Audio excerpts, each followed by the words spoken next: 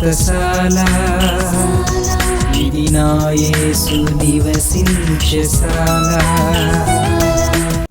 దేవునికి స్తోత్రములు కలుగునుగాక, దేవునికి మహిమ కలుగునుగాక. సర్వశక్తిమంతుడు అయినటువంటి దేవాతి దేవుని యొక్క కృప కాపుదల మనందరికీ సర్వాధికారి సమృద్ధిగా అనుగ్రహించి ఆశీర్వదించునుగాక.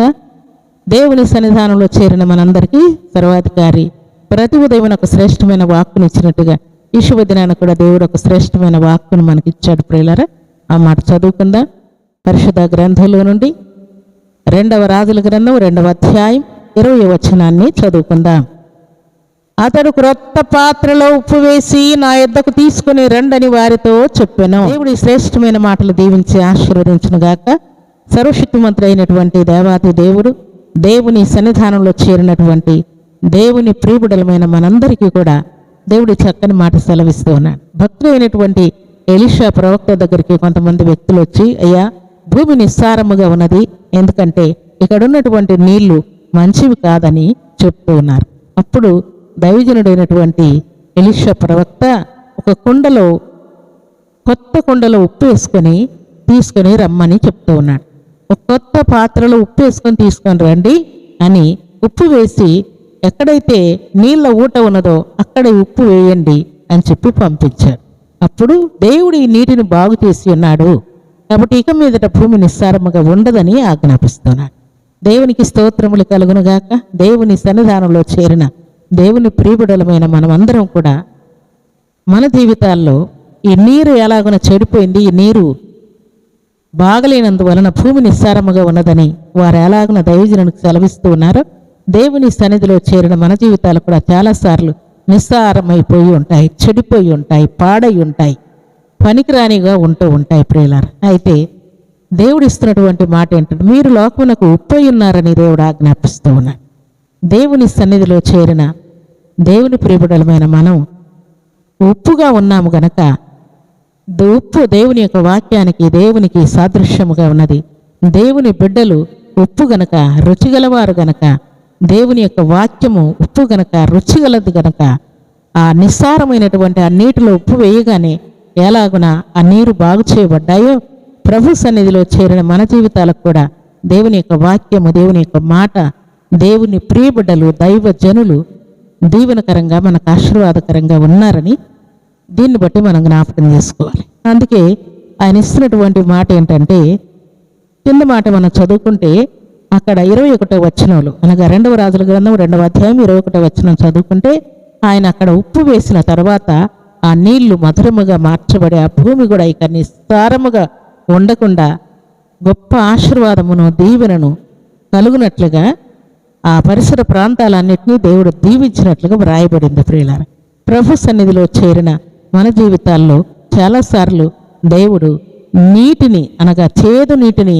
మధురముగా మార్చినట్లు గ్రంథంలో వ్రాయబడి ఉన్నది. నీటిని రక్తముగా మార్చినట్లు కూడా వ్రాయబడి ఉన్నది. అలాగే నీటిని దేవుడు పోలుస్తూ జీవజలపు ఊటను నేనే అని దేవుడు మాట్లాడుతూ ఉన్నాడు. ప్రియులారా, దేవునికి స్తోత్రములు కలుగునుగాక. ఈ ఊట అయినటువంటి సర్వాధికారి అయినటువంటి దేవుడు మనలో ఉండుట, మనతో ఉండుట, మన ఇంటిలో ఉండుట, మన సంఘంలో ఉండుట, మన సమాజంలో ఉండుట, మన ప్రయత్నాల్లో ఉండుట మనకు గొప్ప దీవెన. ప్రియులారా, దేవుడు లేని జీవితం అంతా కూడా శూన్యముగా ఉంటా ఉన్నది. ఎవరి జీవితంలోనికైతే దేవుడు వస్తూ ఉన్నాడో వారి జీవితము ఇక నిస్సారముగా ఉండకుండా ఫలభరితముగా, మధురముగా ఉండేటట్టుగా దేవుడు వారి జీవితాలను ఆశీర్వదిస్తున్నట్టు వ్రాయబడి ఉన్నది.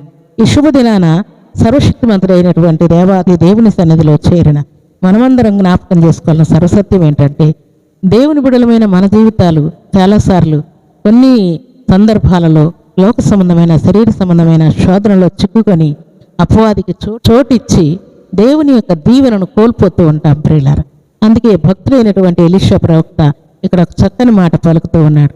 2వ రాజుల గ్రంథం 4వ అధ్యాయం 40-41 వచనాలు చదువుకుంటే, అక్కడ కూర కుండలో విషమున్నది నా ఏలినవాడా అని ప్రజలు వచ్చి చెప్తే ఆయన అంటూ ఉన్నాడు, కొంచెం పిండి తీసుకుని రండి అని పిండి వేసి ఆ కూరలో ఉన్నటువంటి విషాన్ని ఆయన తొలగించినట్టు వ్రాయబడి ఉన్నది.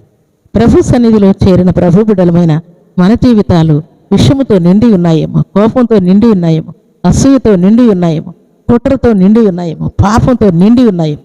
అయితే ఈ పిండి సర్వశక్తిమంతుడైనటువంటి దేవాతి దేవునికి సాదృశ్యముగా ఉన్నది. దేవుని యొక్క శరీరానికి సాదృశ్యముగా ఉన్నది. ప్రియులారా, ప్రభు సన్నిధిలో చేరిన ప్రభు బిడ్డలమైన మన జీవితాలకు సాదృశ్యంగా ఉన్నది. మనము ప్రభు బిడ్డలమైతే ఎవరైనా చేదుతో, విషముతో, కీడుతో, కష్టంతో నిండి ఉంటే వారి జీవితాల్లోనికి మనం దేవుని మాటను, దేవుని యొక్క వాగ్దానాన్ని తీసుకొని వచ్చిన ఎడల ఆ జీవితాలు బాగుపడిపోతూ ఉన్నాయి.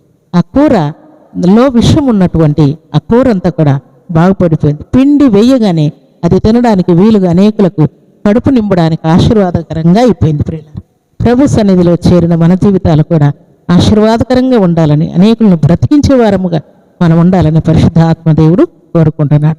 ఒకవేళ మన జీవితాల్లో విషయం ఉంటే, కీడుంటే, నష్టం ఉంటే, శాపం ఉంటే వాటన్నిటిని యేసుక్రీస్తు నామములో మనము వాటిని విడిచిపెట్టి దేవునికి మహిమ తెచ్చే పాత్రలుగా ఉండాలని ఈ ఉదయకాల సమయంలో పరిశుద్ధాత్మ దేవుడు కోరుకుంటూ ఉన్నాడు. ఇక మీదట మన కొండల్లో విషం ఉండకుండా, కీడు ఉండకుండా, శాపం ఉండకుండా, అసూయ ఉండకుండా దేవునికి మహిమ తెచ్చే పాత్రముగా, అనేకులను బ్రతికించే వారముగా మనం ఉండాలని పరిశుద్ధాత్మ దేవుడు కోరుకుంటూ ఉన్నాడు. అలాంటి కృపా భాగ్యం ఈ ఉదయకాల సమయంలో సర్వాధికారి సమృద్ధిగా మనందరికీ అనుగ్రహించి ఆశీర్వదించునుగాక. ఆమేన్. ప్రార్థన చేసుకుందాం. భూమి ఆకాశములను కలుగు చేసిన మా రక్షకుడా, మీకు స్తోత్రాలు. ఈ శుభదినాన తండ్రి, మీరు ఇచ్చిన శ్రేష్టమైన వాక్కును బట్టి కీర్తిస్తున్నాను. చెడిపోయినటువంటి నీటిని బాగు చేసిన దేవుడు, నీళ్లను ద్రాక్షరసముగా మార్చిన దేవుడు, జీవాహారమును నేనే, జీవజలపు ఊటను నేనేని సెలవిచ్చిన దేవుడు తండ్రి, మీకు కృతజ్ఞత స్తుతులు స్తోత్రములు చెల్లిస్తున్నాను. మీ మాటలు, మీ వాక్కులు, మీ వాగ్దానములు నా తండ్రి గొప్ప శక్తిని మీరు ఉంచినందుకు మిమ్మల్ని స్తుతిస్తూ ఉన్నాను. దేవా, మీకు స్తోత్రములు, వందనములు చెల్లించుకుంటూ అలనాడు తండ్రి ఎలీషా ప్రవక్త ఉప్పు వేయగానే భూమిని, సారమైనటువంటి భూమికి సారము కలుగునట్లుగా నీటిని మీరు మధురముగా మార్చిన దేవుడు. అలనాడు తండ్రి కొండలో విషమున్నదని శిష్యులు చెప్పగానే దానిలోనికి పిండి వేయగానే తండ్రి ఆ కూరంతా కూడా నా తండ్రి విషమంతా పోయి తినడానికి వీలుగా నీ ప్రజలకు ఆహారముగా ఎలాగున మార్చబడింది. మా జీవితాలు కూడా అనేకులకు ఆశీర్వాదకరంగా, దీవెనకరంగా ఉండునట్లుగా ఎవరిలో అయితే విషముందో, కీడుందో, కష్టముందో, నష్టముందో వాటన్నిటిని యేసుక్రీస్తు నామములో తొలగించమని, మీ ఆశీర్వాదపు జల్లులు ప్రతిబిడ మీద కుమ్మరించమని ప్రార్థిస్తున్నాను. ఈ ఉదయకాల దీవెనల ఆశీర్వాదం ప్రతిబిడకు దయచేయమని, ఇక మీదట మీ బిడ్డలు రోగము నుండి విడిపించబడుదురుగాక, శాపం కొట్టివేయబడనుగాక, ఆశీర్వాదముగా మార్చబడనుగాక, కీడు కష్టం తొలగిపోనుగాక, దరిద్రత తొలగిపోయి ధనవంతులుగా మీ బిడ్డలు మార్చబడదురుగాక, మీ ఐశ్వర్యముతో నింపబడదురుగాక, రాయబోయే ఎగ్జామ్లో మీ తోడుండునుగాక, నిశ్చయముగా క్వాలిఫై మార్కులు మీ బిడ్డలు సాధించుదురుగాక, డిఎస్సిలో జాబ్ అనుగ్రహించబడి మీ నామాన్ని స్తుతించుదురుగాక, దాని వారికి ఉన్నటువంటి మరణకరమైన ఎయిడ్స్ వ్యాధి, క్యాన్సర్ వ్యాధి, షుగర్ వ్యాధి, థైరాయిడ్ వ్యాధి, చికెన్ గున్య వ్యాధి, ప్రతి విధమైన వ్యాధులన్నీ యేసుక్రీస్తు నామములో గద్దిస్తున్నాను. ఇప్పుడే పరిపూర్ణ స్వస్థత మీ బిడ్డలకు కలుగునుగాక. మీకు స్తోత్రాలు, వందనాలు చెల్లిస్తూ ఈ ఉదయకాల దీవెనలు, ఆశీర్వాదం ప్రతిబిడకు దయచేయమని ప్రార్థిస్తూ, నీటిని, నూనెను మీ రక్తముగా మార్చి ప్రభావంతో నింపమని, ఈ దినం బర్త్డేలు, మ్యారేజ్లు జరుపుకున్న బిడ్డలకును దీవెన, ఆశీర్వాదం, శుభం దయచేయమని ప్రార్థిస్తూ, మీ కృపగల హస్తములకు బిడ్డలందరినీ అప్పగించుకుంటూ ఉదయకాల దీవెనల ఆశీర్వాదం సమృద్ధిగా దయచేయమని యేసు పరిశుద్ధమైన నామములో స్తుతించి ప్రార్థించి అడిగి వేడుకుంటున్నాము తండ్రి. ఆమేన్.